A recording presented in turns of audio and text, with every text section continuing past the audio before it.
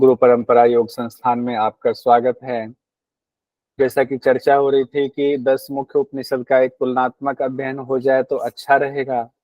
तो 10 मुख्य उपनिषद को आज हम एक साथ पढ़ लेते हैं, ज्यादा नहीं है। इम्पोर्टेंट पॉइंट्स सिर्फ हम देखेंगे, पूरा पढ़ा हुआ है हमारा।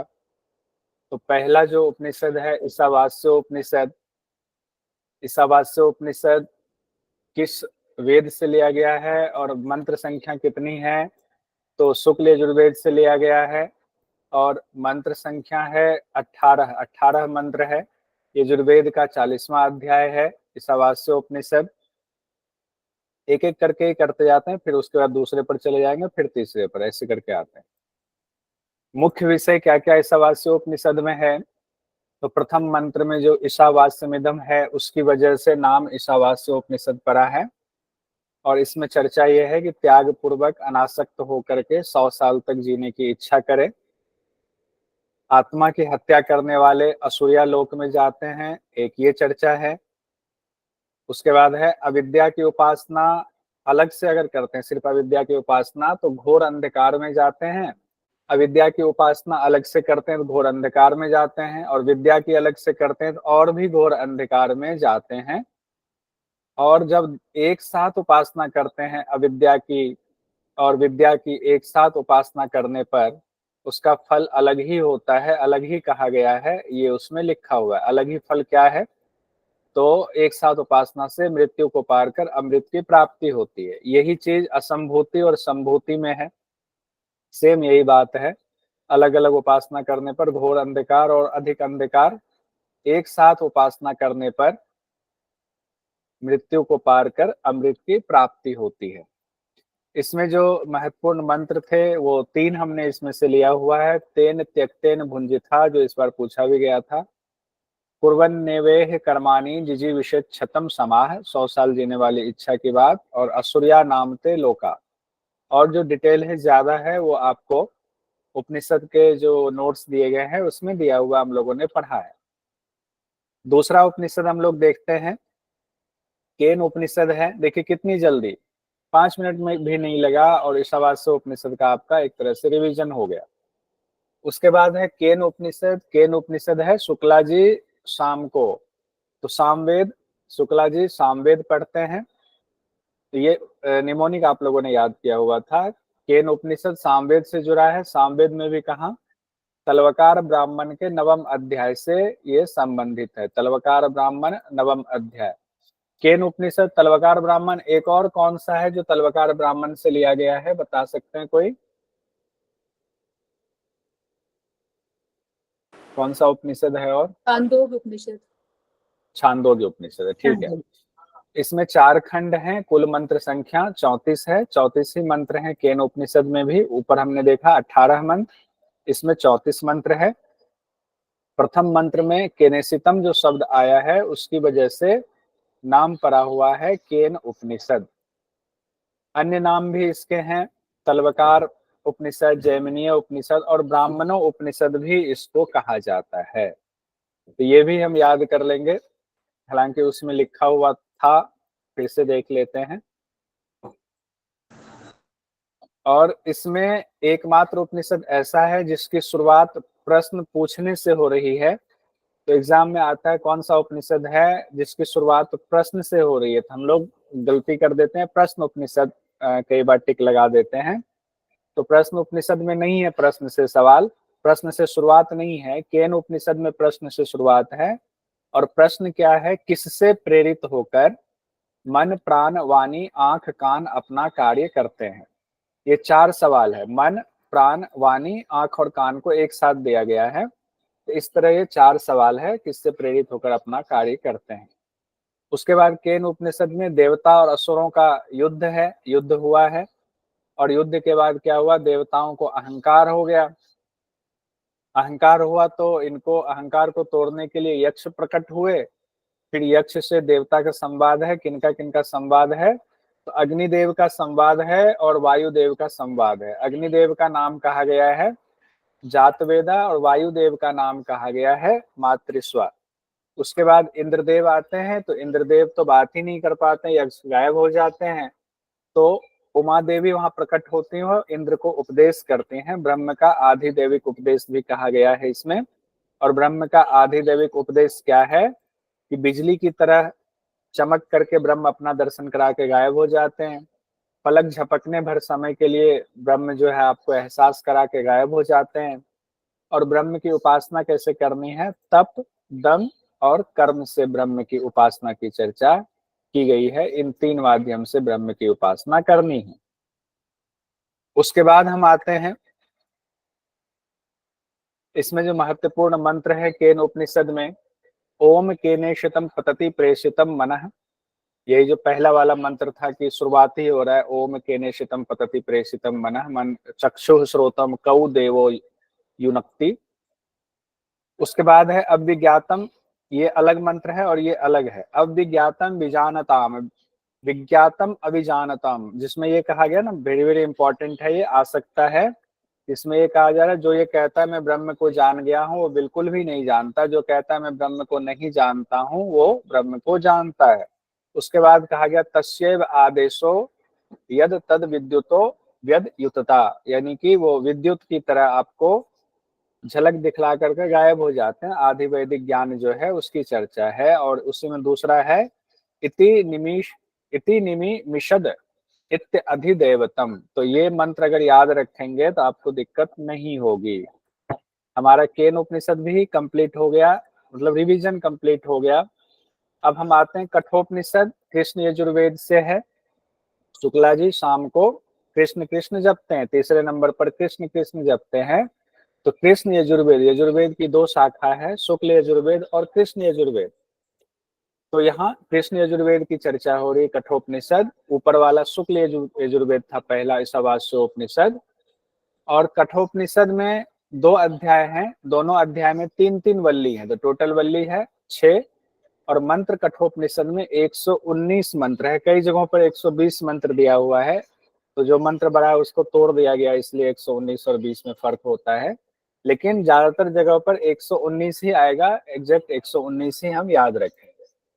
इसके मुख्य विषय क्या क्या है, यम नचिकेता का संवाद इसका मुख्य विषय है। नचिकेता को जब उनके पिता कहते हैं कि जाओ मैं तुम्हें मृत्यु को देता हूं, तो नचिकेता चले जाते हैं यमराज के पास, वहां 3 दिन तक भूखे प्यासे रहते हैं। तो जब यमराज आते हैं तो नचिकेता को कहते हैं 3 रात्रि के बदले में तुम 3 वरदान मांग लो। अब 3 वरदान कौन कौन से मांग रहे हैं, पहला वरदान है पिता खुश हो जाए जब हम वापस जाएं। दूसरा है अग्नि विद्या, यानी स्वर्ग प्राप्ति के लिए जो अग्नि विद्या का ज्ञान है वो हमें बता दें। और तीसरा जो ज्ञान है जिसकी वजह से ये उपनिषद हम लोग पढ़ते हैं वो है आत्मा का ज्ञान, यानी आत्मज्ञान क्या है उसकी चर्चा हुई है। जैसे आत्मज्ञान के बारे में पूछा है वैसे ही नचिकेता को बहुत सारे प्रलोभन दिए गए कि तुम आत्मज्ञान को छोड़ करके बाकी सब कुछ ले लो, सारे वैभव ले लो, लेकिन आत्मज्ञान का जिद छोड़ दो। लेकिन नचिकेता ने सब प्रलोभन छोड़ दिया, ठुकरा दिया।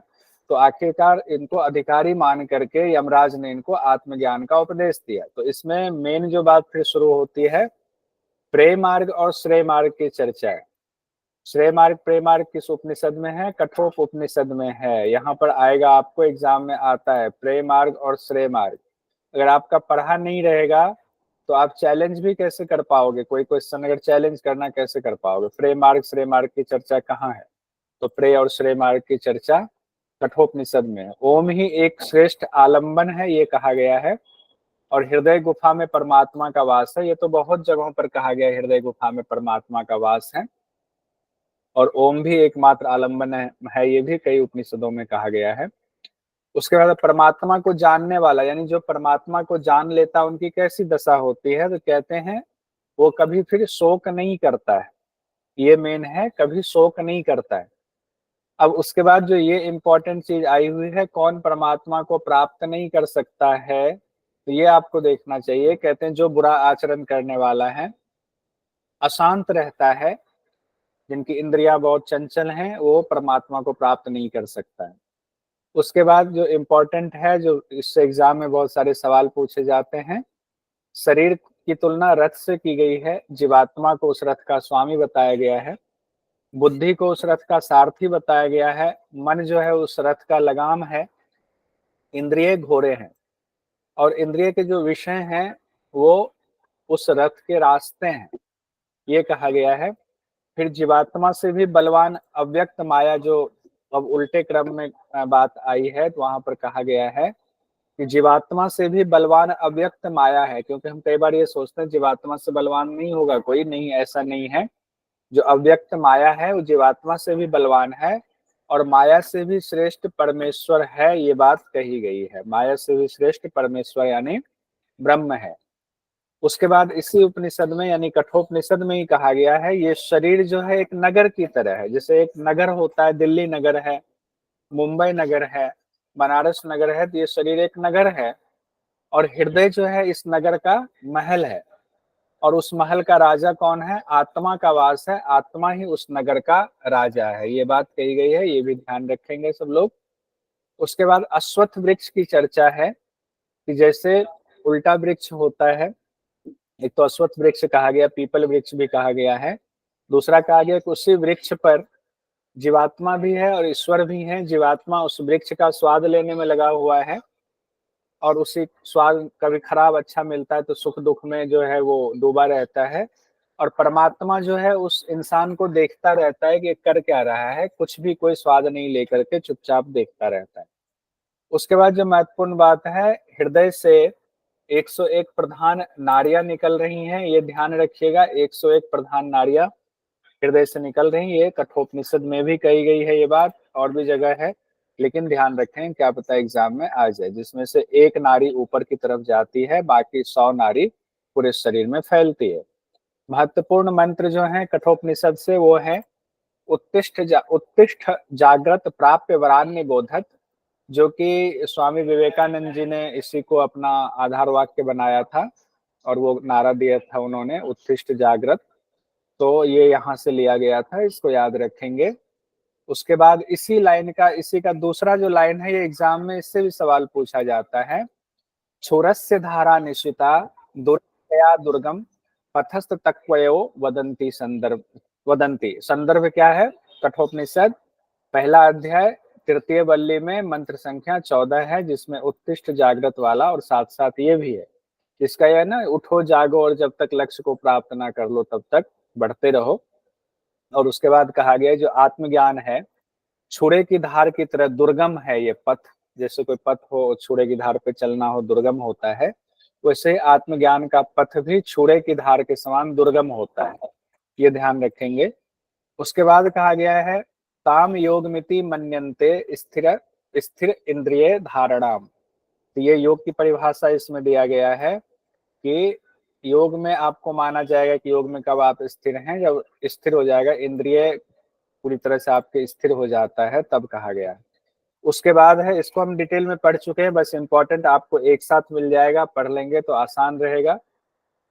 नायम आत्मा प्रवचनेन लभ्य न मेध्या न बहुना श्रुतेन यमे वेश ब्रूणुते तेनैव लभ्य है, ये भी आता है, ध्यान रखेंगे कि आत्मा का हम सिर्फ प्रवचन से नहीं, सिर्फ बुद्धि से नहीं, सुनने से नहीं, और सुनाने से, ज्ञान देने से आत्मा को हम प्राप्त नहीं कर सकते हैं, ये बात भी एग्जाम में आता है। तो ये इसलिए इम्पोर्टेंट है, क्या पता तो यही पूछ दे आपको, मंत्र ही पूछ दे, ये भी हो सकता है। उसके बाद चौथे उपनिषद पर हम लोग आते हैं। चौथा उपनिषद है प्रश्न उपनिषद का, इस केन कट प्रश्न मुंडक मांडुक। तो इस केन कट हो गया, प्रश्न उपनिषद पर हम आते हैं। प्रश्न उपनिषद में है वेद किस वेद से लिया गया है, मंत्र संख्या क्या है, तो क्या है, शुक्ला जी शाम को कृष्ण कृष्ण जपते हैं और 3 घंटे अथर्ववेद पढ़ते हैं, मतलब अर्थ कमाते हैं। तो 3 घंटे यानी 3 वेद जो है, चौथा पांचवा छठा वेद, प्रश्न मुंडक मांडुक, के तीनों अथर्ववेद से जुड़ा हुआ है। और प्रश्न उपनिषद किससे है? अथर्ववेद में भी किससे? पिपलाद शाखीय ब्राह्मण भाग से लिया गया। पिपलाद ऋषि हुए, उन्होंने जिन मंत्रों को साक्षात किया, और उन्होंने जो ब्राह्मण के हिसाब से उन्होंने वन में पढ़ने के लिए जो चीजें लिखी, उसमें जिसमें कि कर्म और ज्ञान दोनों का संग्रह दिया हुआ है और ज्ञान की चर्चा ज्यादा है, तो वही पिपलाद शाक्य ब्राह्मण भाग से लिया गया है अथर्ववेद में। और प्रश्न उपनिषद में जो कंफ्यूजन होती है, ध्यान रखिए कि प्रश्न उपनिषद का ये मतलब नहीं है कि शुरुआत प्रश्न से हो रही। हाँ, प्रश्न है, 6 प्रश्न पूछे गए जो बहुत महत्वपूर्ण है। अगर आ सकता है कि प्रश्न उपनिषद में कितने प्रश्न पूछे गए हैं, तो 6 प्रश्न पूछे गए हैं, इसमें कोई अध्याय नहीं है। 6 प्रश्न को ही आप 6 अध्याय मान सकते हैं या 6 भाग मान सकते हैं कि 6 भाग में बटा हुआ है, एक एक प्रश्न फिर उसका उत्तर। तो प्रश्न संख्या 1, 2 ऐसे करके 6 प्रश्न हैं। मंत्र संख्या कुल कितने हैं, तो 67 मंत्र हैं। 67 कुल मंत्र संख्या प्रश्न उपनिषद में बताए गए। मुख्य विषय क्या है जो एग्जाम की दृष्टि से, एक तो प्रश्न उपनिषद नाम के बावजूद शुरुआत प्रश्न से नहीं हो रही है। शुरुआत किसकी प्रश्न से हो रही है, तो केन उपनिषद की शुरुआत प्रश्न से हो रही है। बहुत सुंदर। देखिए विमल जी, मनीता जी, बहुत सारे लोग मैसेज में भी जवाब दे रहे हैं, मतलब बहुत ज्यादा इन्वॉल्वमेंट है आपका और आपको इसका फायदा जरूर मिलेगा। 6 ऋषि पुत्र ब्रह्म ज्ञान की जिज्ञासा से पिपलाद ऋषि से सवाल पूछने के लिए उनके आश्रम में आते हैं। पूरी कहानी हम लोगों ने इसकी पढ़ी हुई है। प्रश्न पूछने का क्रम जो है, वैसे हम ऋषियों के नाम याद रखें तो हमें प्रश्न पूछने का क्रम, क्योंकि हो सकता है पूछ दे कि पहला प्रश्न किसने पूछा, दूसरा किसने पूछा। तो हमने आपको एक निमोनिक बताया हुआ था। कबंधी भागा अश्व से, शौर्य दिखाकर सत्य बोलकर सुकेशा। तो कबंधी भागा भार्गव, अश्व लेके अश्वलायन, शौर्य दिखाकर शौर्यायनी, सत्य बोलकर सत्यकाम, सुकेशा से मिला तो सुकेशा। इसी सीक्वेंस में सवाल है। पहला सवाल कबंधी का, दूसरा भार्गव का, तीसरा अश्वलायन का, चौथा शौर्यायनी का, पांचवा सत्यकाम का, छठा सुकेशा का। पहले प्रश्न में मोटा मोटा हम लोग देख लेते हैं, पूरा प्रश्न नहीं देखेंगे। पहले प्रश्न में प्राण और रई की चर्चा है कि प्राण क्या होता है। जब इसकी चर्चा आई तो प्राण और रई की चर्चा पहले प्रश्न में है। जैसे प्राण किसको कहा गया है, सूर्य को। रई किसको कहा गया, चंद्रमा को। प्राण सूर्य को, रई चंद्रमा को कहा गया है। ये पहला प्रश्न ये है। दूसरे प्रश्न में क्या है, कौन देव सर्वश्रेष्ठ हैं, इसकी चर्चा है। तो झगड़ा हो जाता है ना, तो कहते हैं उसके बाद कि प्राण ही सर्वश्रेष्ठ हैं। तीसरे प्रश्न में है प्राण की उत्पत्ति कहाँ से हुई और प्राण शरीर में कैसे प्रवेश किया, कैसे बट गया और कैसे बाहर निकलता है, तो कहाँ कैसे निकलता है, ये तीसरा प्रश्न है। जिसमें आपको आता है कि उदान वायु जो है वही हमारे प्राण को, सूक्ष्म शरीर को लेकर के अलग अलग लोकों में भ्रमण कराता है। चौथा प्रश्न है शरीर में कौन कौन देवता सोते हैं, कौन जागते हैं, इसकी चर्चा चौथे प्रश्न में है। तो ये भी हम लोगों ने डिटेल में देख लिया हुआ था कि सब सोते हैं, जागता कौन है, आत्मा, और कौन स्वप्न देखता है।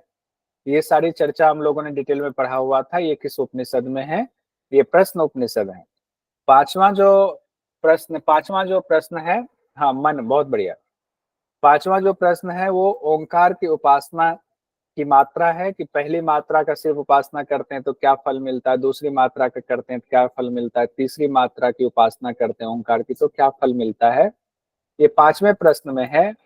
और छठे प्रश्न में 16 कला संपन्न पुरुष की चर्चा है कि 16 कला संपन्न पुरुष कैसा होता है। तो 16 कला की चर्चा बताई गई जो बहुत महत्वपूर्ण है, जो हमने अभी ऊपर भी चर्चा हुई कि उदान वायु का महत्व बहुत बताया गया है। उदान वायु ही हमें विभिन्न लोकों में लेकर के जाता है, यानी जब शरीर छूटता है तो हमारा जन्म कहाँ होगा, ये उदान वायु हमारे संकल्प के हिसाब से हमें उस लोक तक पहुंचा देती।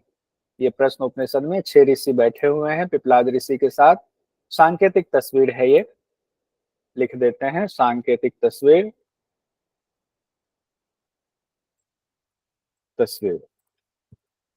उसके बाद जो इसमें मंत्र जो महत्वपूर्ण है वो देख लीजिए। रईम च प्राणम चैत्ये तो में बहुधा प्रजा करिष्यत इति। प्राण और रई के संयोग से नाना प्रकार की प्रजा की उत्पत्ति होती है। पहले किसकी उत्पत्ति हुई, रई और प्राण की। किन्होंने किया, प्रजापति ने रई और प्राण की उत्पत्ति की। फिर रई और प्राण मिलकर के आगे और प्रजा की उत्पत्ति करेंगे।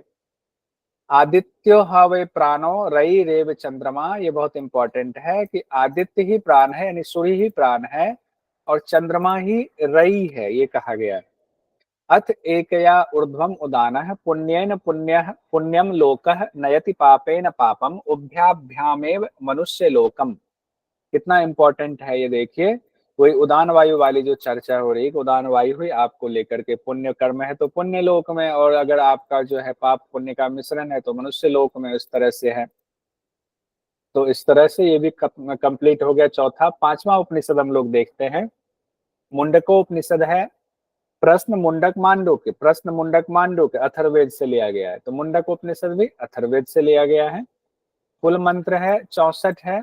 इसमें मुंडक उपनिषद में 3 मुंडक हैं, हर मुंडक में 2-2 खंड हैं, तो इसमें भी 6 मुंडक हो गए।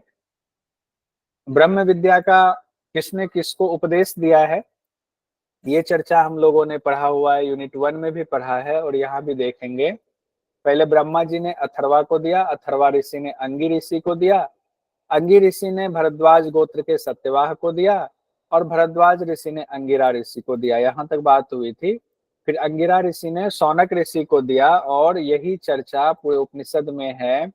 अंगिरा ऋषि और शौनक ऋषि के बीच संवाद है। शौनक ऋषि शिष्य हुए, अंगिरा ऋषि गुरु हुए। शौनक ऋषि बहुत बड़े गुरुकुल के शिक्षक हैं, अध्यापक हैं, चलाते हैं, और वो अंगिरा ऋषि जो कि तत्ववेत्ता है, आत्मदर्शी हैं, उनके पास ज्ञान लेने गए हैं। कौन सा ज्ञान? ब्रह्म ज्ञान लेने गए हैं। और मुंडक उपनिषद में ही पराविद्या और अपराविद्या की चर्चा है, ध्यान रखिएगा। पराविद्या और अपराविद्या मुंडक उपनिषद में है। और वेद के 6 अंग मुंडक उपनिषद में बताया गया है। 6 अंग कौन कौन से हैं हम लोगों ने डिटेल में पढ़ा हुआ है। 6 अंग जरूर याद कर लीजिएगा, वो भी सीक्वेंस में याद कीजिएगा। किस अंग की तुलना शरीर के किस अंग से की गई है, ये भी वहां पर है कि जैसे कि ज्योतिष को आंख कहा गया है, तो इस तरह से बात आई थी। इसी में अग्नि की 7 जिह्वा की भी चर्चा है। अग्नि की 7 जिह्वा से भी सवाल आता है, काली कराली वाला था ना, तो वो अग्नि की 7 जिह्वा भी आप बोलते जाएंगे, बोल बोल करके पढ़ेंगे, जो सीक्वेंस हमने बताया था, तो वो याद हो जाएगा, कोई बहुत बड़ी बात नहीं है। उसके बाद इसी में कहा गया है कि ब्रह्म विद्या जो है सभी विद्याओं का आधार है। किसमें कहा गया है? मुंडक उपनिषद में।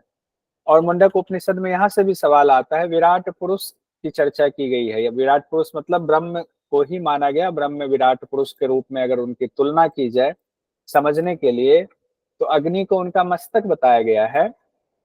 हाँ, बहुत बढ़िया मनीता जी, शिक्षा, कल्प, व्याकरण, निरुक्त, छंद और ज्योतिष, बहुत सुंदर। अग्नि को मस्तक कहा गया उस विराट पुरुष का, मतलब उस ब्रह्म का। सूर्य चंद्र जो है उनके दोनों आंख हैं, सभी दिशाएं उनके कान हैं, वेद जो है उनकी वाणी है, वायु जो है वो प्राण है उनका, विश्व, ये पूरा विश्व जो है वो हृदय है उस विराट पुरुष का, पृथ्वी पैर है उस विराट पुरुष का। और उसके बाद फिर मुंडक उपनिषद में सृष्टि का क्रम भी बताया गया। पर ब्रह्म से अग्नि आया, अग्नि से सोम आया, सोम से पर्जन्य यानी मेघ आया है। ये यहाँ से एग्जाम में क्वेश्चन पूछा जाता है, इसलिए लिखा है। मेघ से बारिश हुई तो बारिश से औषधि उत्पन्न हुई, औषधि से वीर्य बना, वीर्य का सिंचन हुआ तो संतान की उत्पत्ति हुई। यहाँ तक बहुत इंपॉर्टेंट है। उसके बाद फिर आगे है ऋग्वेद, सामवेद, यजुर्वेद आया। और इसी में एक ये भी 3 चीजें हैं जो दी हुए, जो बहुत इंपॉर्टेंट है। यहाँ से सवाल कई बार आया हुआ है, आप लोग जानते हैं। ओंकार धनुष है, आत्मा बाण है, और लक्ष्य क्या है उसका? लक्ष्य ब्रह्म ही लक्ष्य है। साधना क्या बताया गया है? ओंकार से धनुष और आत्मा बाण ब्रह्म लक्ष्य तो है, लेकिन साधन उसमें क्या रखेंगे, किस तरह से हमारी साधना होगी? सत्य, तप, ब्रह्मचर्य और ज्ञान है, सम्यक ज्ञान। सत्य का पालन करेंगे, तपस्या का पालन करेंगे, तपस्या करते हुए करेंगे, ब्रह्मचर्य को धारण करेंगे, और सम्यक ज्ञान भी हमें होना चाहिए।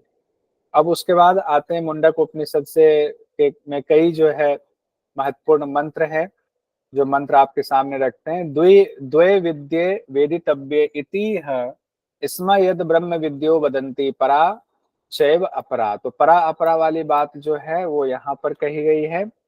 राष्ट्रीय वाक्य जो सत्यमेव जयते है वो यहीं से लिया गया है। राष्ट्रीय वाक्य सत्यमेव जयते, ये भी ध्यान रखेंगे। सत्यमेव जयते, उसका क्या पूरा मंत्र है? सत्यमेव जयते नान्यतम सत्येन पंथा विततो देवयाना है। तृतीय मुंडक प्रथम खंड मंत्र संख्या 6 है। उसके बाद जो हम लोगों ने कहा कि प्रणव धनु है, तो ये एग्जाम में पूछा गया था। प्रणव की तुलना किससे की? धनु से की गई है, धेनु से की गई है। इस तरह अलग अलग शब्द दिया गया था। तो मंत्र देख लीजिए, प्रणवो धनु सरो ह्यात्मा ब्रह्म तल्लक्ष्यम उच्यते अप्रमत्तेन वेधव्यम सर्वत तन्मयो भवेत। द्वितीय मुंडक द्वितीय खंड से लिया गया है। जिसमें कहा गया है ओंकार ही धनुष है, आत्मा ही बाण है और ब्रह्म ही लक्ष्य है। उसके बाद इसमें भी बहुत सुंदर बात कही गई है, द्वा सुपर्णा सयुजा सखाया समानम वृक्षम परिश्वजाते तयोरन्यः पिपलम स्वादो अति नश्यन्य न्यो अभिचाक क्षितिः। तृतीय मुंडक प्रथम खंड प्रथम मंत्र में कहा गया है। मतलब कि जो आत्मा और परमात्मा है दोनों एक ही वृक्ष पर रहता है, दोनों पक्षी की तरह है, सयुजा है, साथ साथ रहने वाला है, सखाया है, दोनों मित्र है, समान वृक्ष पर जो है जीवन व्यतीत कर रहा है। उसके बावजूद एक जो है पिपलम स्वादु, पिपल उस पीपल वृक्ष का स्वाद लेने में मगन है तो उसको सुख दुख मिलता है, और दूसरा जो है अभिचाक स्थिति सिर्फ देखता रहता है। तो जो देखता रहता है वो परमात्मा है, जो स्वाद लेता है वो आत्मा है, जीवात्मा उसको कहा गया है। यहीं पर ये भी बहुत इंपॉर्टेंट है, नायम आत्मा प्रवचने न लभ्यो न मेधिया न बहुधा बहुना श्रोतन, ये यहाँ भी है, कठोपनिषद में भी आपने देखा था, यमे वेश वृणुते तेन लभ्य स्तस्यैष आत्मा विवृणुते तनुः स्वाम, ये तो कहा ही गया है। साथ साथ ये भी बात की गई है, जहां से क्वेश्चन ज्यादा आता है, नायम आत्मा बलहीनेन लभ्यो ना च प्रमादात तपसो वाप्य लिंगात।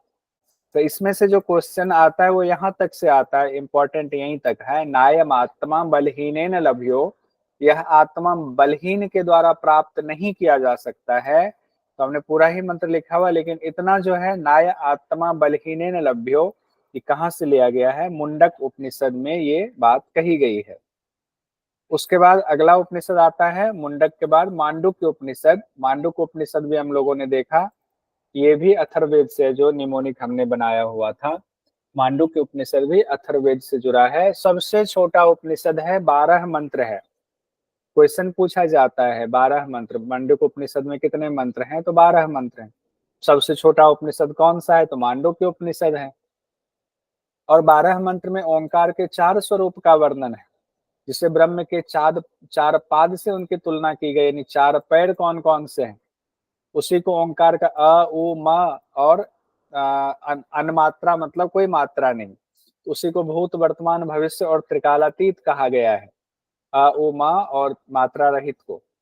4 पाद कौन कौन से हैं, सब लोगों ने क्लास के दौरान याद किया हुआ था, वैश्वानर है, तेजस है, प्राज्ञ है और शिव अद्वैतम है। ये सब लोगों ने पूरा याद किया हुआ था। वैश्वानर क्या है, जागृत है, स्थूल है, तेजस क्या है, स्वप्न है, सूक्ष्म है, प्राग क्या है, सुसुप्ति है, कारण है, शिव अद्वैतम क्या है, तुरीय है और मात्रा रहित है। ये पूरा डिटेल आप लोगों ने याद किया हुआ था। और इसमें मंत्र देखें इंपॉर्टेंट, सर्वम ही एतद ब्रह्म अयम आत्मा ब्रह्म स अयम आत्मा चतुष्पात। आत्मा के जो 4 पाद की चर्चा है वो चर्चा है। उसके बाद मैंने वो सारे ले लिए जो नाम है, स्थूल भुक वैश्वानर प्रथम पाद है, उसके बाद है प्रवि विभक्त भुक तेजस द्वितीय पाद है, क्या आनंद भुक चेतो मुख प्राग्ञ तृतीय पाद है, शिवम अद्वैतम चतुर्थ मन्यन्ते स आत्मा से विज्ञेय। तो यहाँ तक आकर के जब शिव अद्वैत तक पहुंचते तो आपके लिए कोई जिज्ञासा शेष नहीं रह जाता है। अब हम आते हैं बाकी के जो 4 उपनिषद हैं उस पर, ऐत्रेय, तैत्रीय, छांदोग्य और बृहदारण्यक उपनिषद पर आते हैं। अब निमोनिक में आए किस वेद से जुड़ा हुआ था, तो शुक्ला जी जब 3 घंटे अर्थ कमाते हैं तो 1 घंटे दोपहर में क्या करते हैं, वो ऋग्वेद पढ़ते हैं, और फिर नीचे से शुक्ला जी शाम को कृष्ण कृष्ण जपते हैं। तो ऐत्रेय उपनिषद किससे जुड़ा हुआ है, ऋग्वेद पढ़ रहे हैं उस दौरान शुक्ला जी, तो ऋग्वेद हुआ। ऋग्वेद में भी कहा, ऐत्रेय आरण्यक का चौथा, पांचवा, छठा अध्याय है। ऐत्रेय आरण्यक का चौथा, पांचवा, छठा अध्याय। तो इसमें अध्याय की संख्या कितनी हो गई, कुल 3 अध्याय हो गए, और मंत्र संख्या 33 है ऐत्रेय उपनिषद में।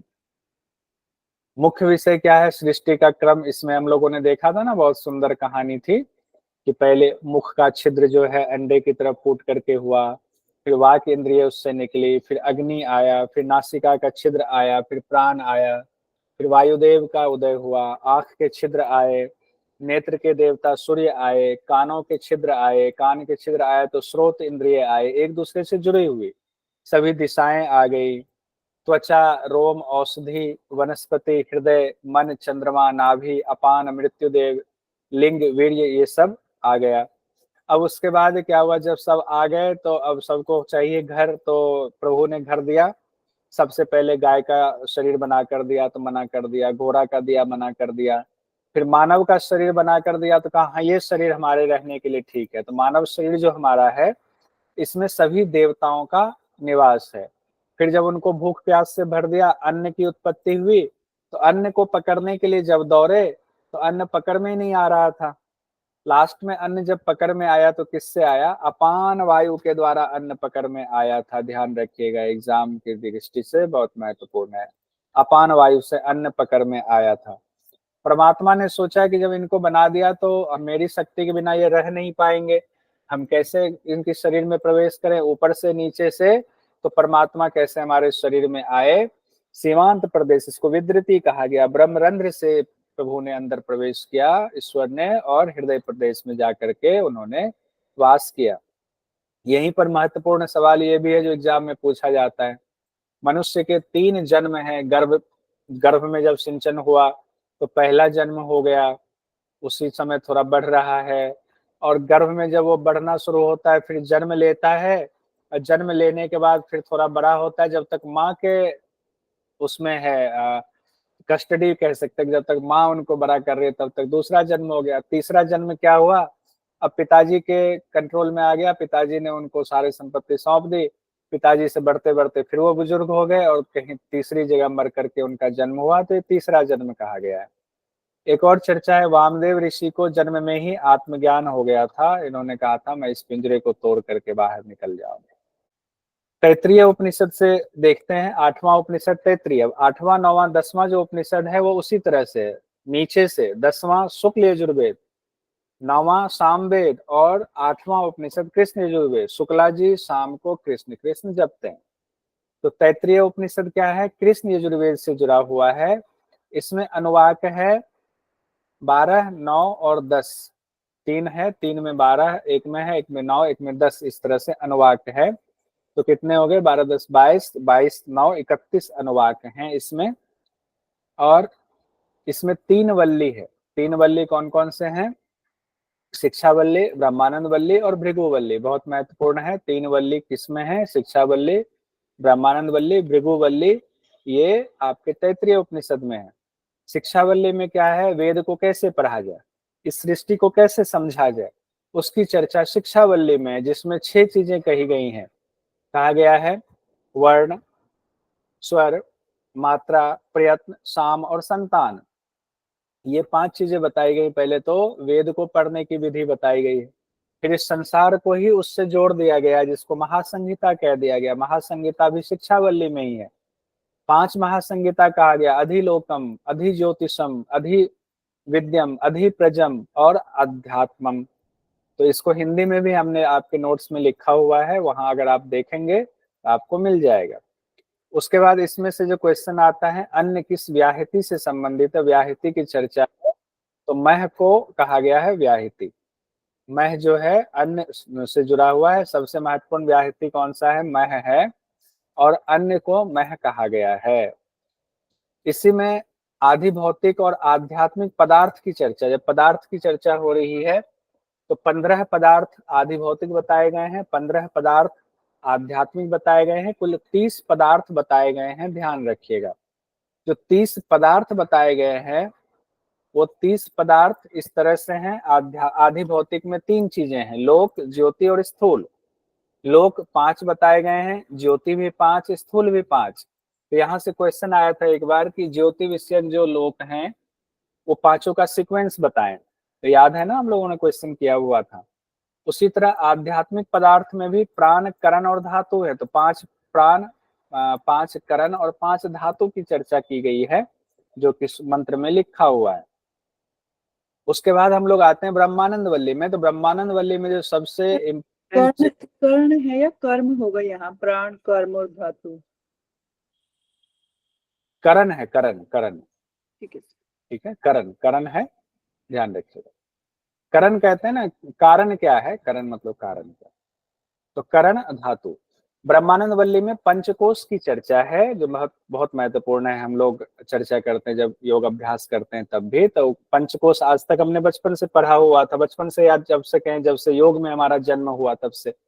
और पंचकोश की चर्चा हर संस्थान में होती है, लेकिन पंचकोश की चर्चा कहाँ पर है, तो वो चर्चा यहाँ पर है। किस उपनिषद में है, तो तैतरीय उपनिषद में पंचकोश की चर्चा है। किस वल्ली में है, तो ब्रह्मानंद वल्ली में, द्वितीय वल्ली में। अन्नमय कोश पहला है, अन्नमय कोश के अंदर प्राणमय कोश, प्राणमय कोश के अंदर मनोमय कोश, मनोमय कोश के अंदर विज्ञानमय कोश, विज्ञानमय कोश के अंदर आनंदमय शरीर है, आनंदमय कोश है।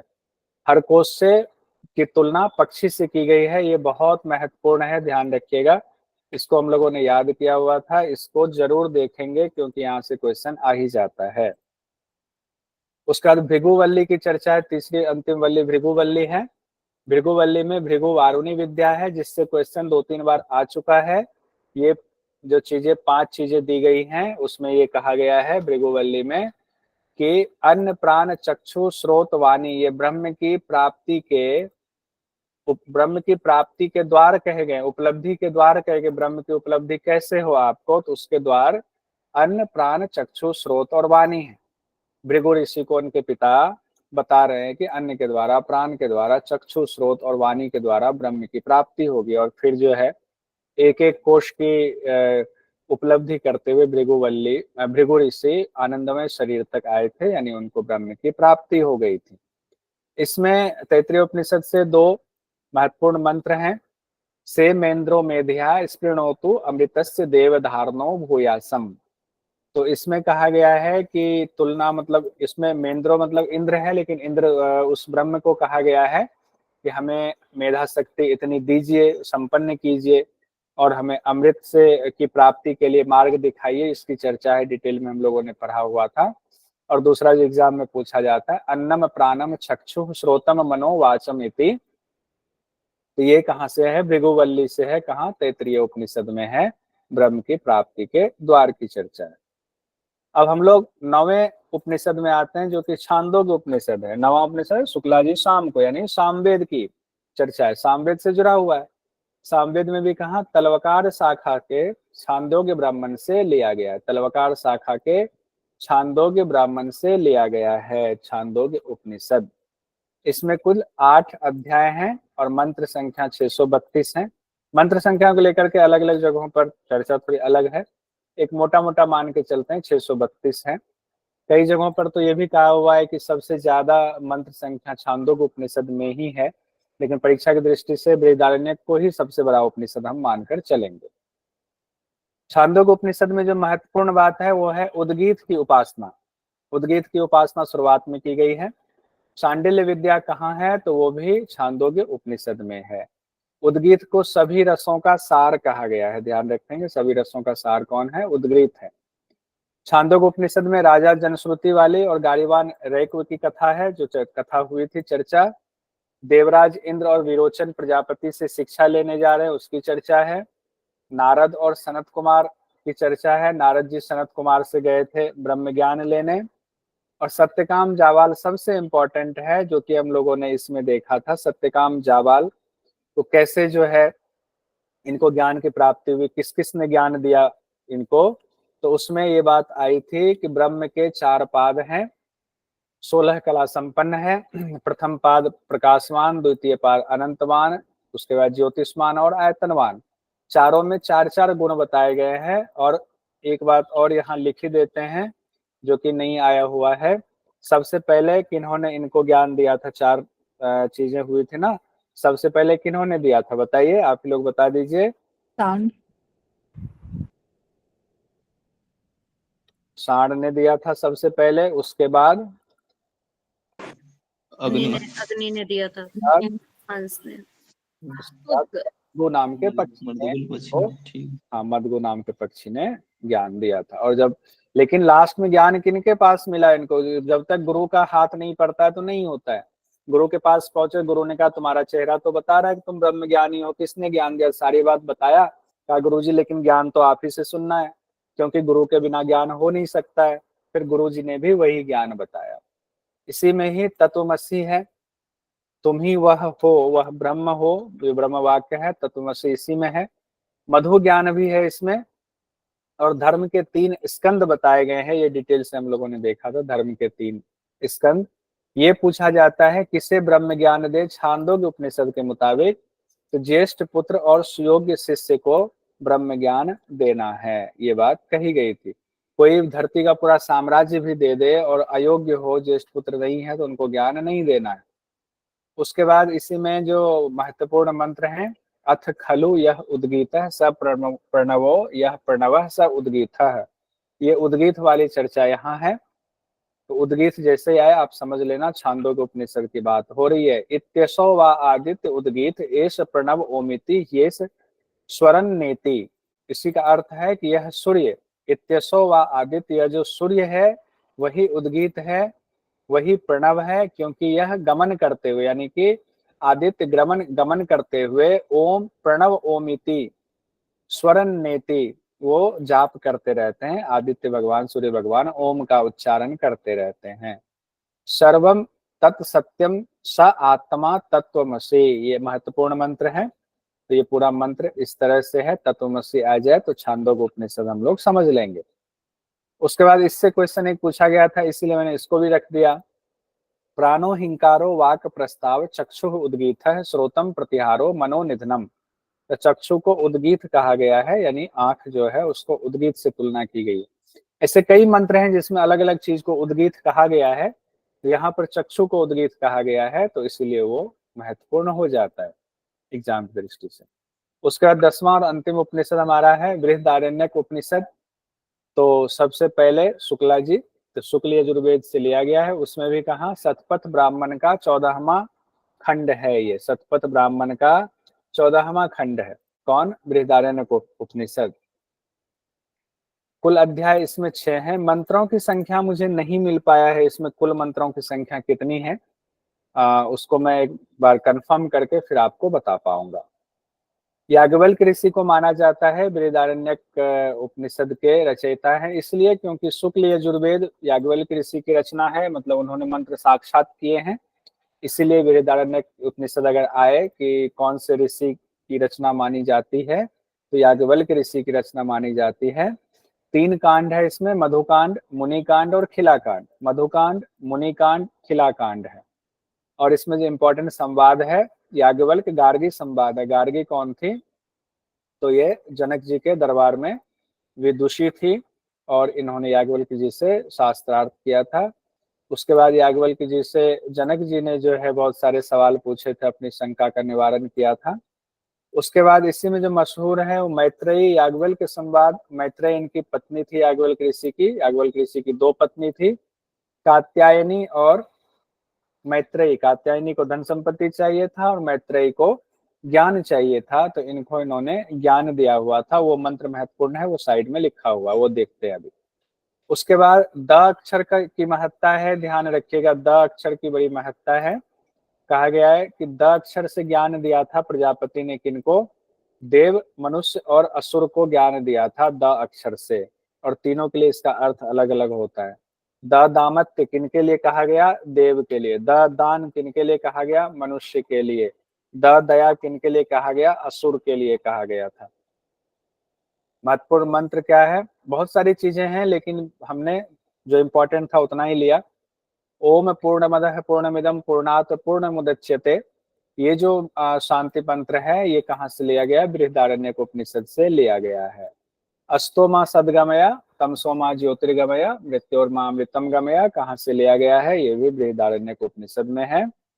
नेति नेति, नेति नेति जो शब्द है वो है स एष नेति नेत्यात्मा नुगृहयो।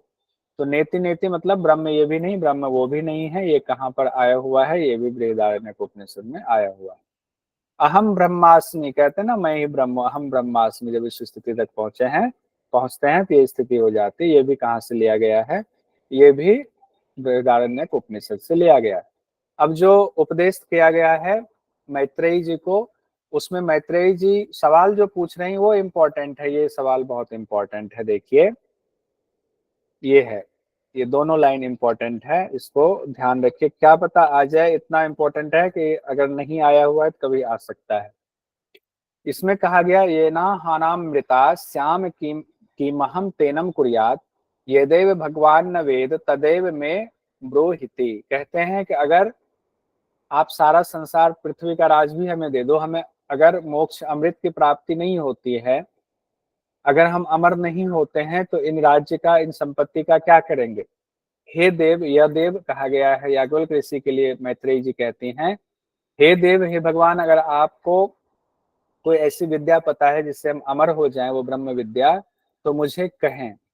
उसी बात पर याज्ञवल्क्य जी कहते हैं, आत्मा व अरे द्रष्टव्य श्रोतव्यो मंतव्यो निधिध्यासितव्यो। आत्मा जो है वो आत्मा ही देखने योग्य है, वही आत्मा सुनने योग्य है, वही आत्मा मनन करने योग्य है, और वही आत्मा निधिध्यासन के योग्य है, सेवन करने योग्य है, उसी को लेकर के आप व्यवहार करने योग्य आत्मा है। तो इस तरह से हमारा 10 मुख्य उपनिषद का हमने एक साथ